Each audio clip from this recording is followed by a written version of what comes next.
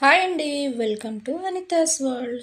నేను ఒకటి అనుకుంటే ఇంకోటి ఏదో అయ్యింది. ఈరోజు అయితే మొత్తం నీట్గా క్లీన్ చేసుకున్నాను. సాయంత్రం వంట చేసే పని లేదులే, చక్కగా వేరే ఫంక్షన్ ఒకటి ఉంది, దానికి వెళ్ళొస్తే సరిపోతుంది అని చెప్పేసి అనుకుని మొత్తం నీట్గా క్లీన్ చేసేసుకొని పక్కన పెట్టేసుకున్నాను.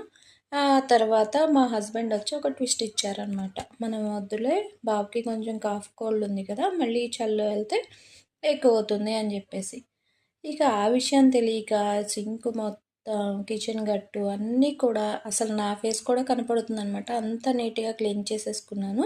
ఇంకా రేపు ఉదయానికి ఫ్రెష్‌గా పనులు చేసుకోవచ్చు అని చెప్పేసి, సరే రైస్ వండుకుంటే సరిపోతుందా అంటే కర్రీ కూడా చేసుకోవాలి. అది కూడా నాకు బాయిల్డ్ ఎగ్ కర్రీ కావాలని అడిగారు. నేనైతే ఎగ్ బాయిలర్‌లో ఎగ్స్ బాయిల్ చేద్దామని చెప్పేసి ఇక సింపుల్‌గా పనైపోతుంది అని చెప్పేసి ఎగ్ బాయిలర్‌లో ఎగ్స్ అయితే పెట్టేశాను.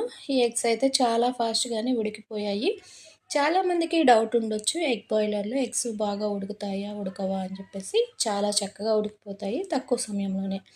అయితే నాకున్న ఒక డౌట్ ఏంటంటే, కొంతమంది మనం ఎలక్ట్రిక్ కుక్కర్‌లో రైస్ తింటే లేదా ఎలక్ట్రిక్ ఎగ్స్ బాయిల్ చేసుకుంటే ఇలాగ మనకి కొన్ని డిసీజ్ అనేది వస్తుంది, హెల్దీ కాదు అని చెప్తారు. గ్యాస్ మీద కుక్ చేసినా అలాగే చెప్తారు, తెల్ల కుండల్లో కుక్ చేసిన, నాన్ స్టిక్ ప్యాన్లో రకరకాలుగా చెప్తున్నారు. ఏది కరెక్టో అర్థం కావట్లేదు.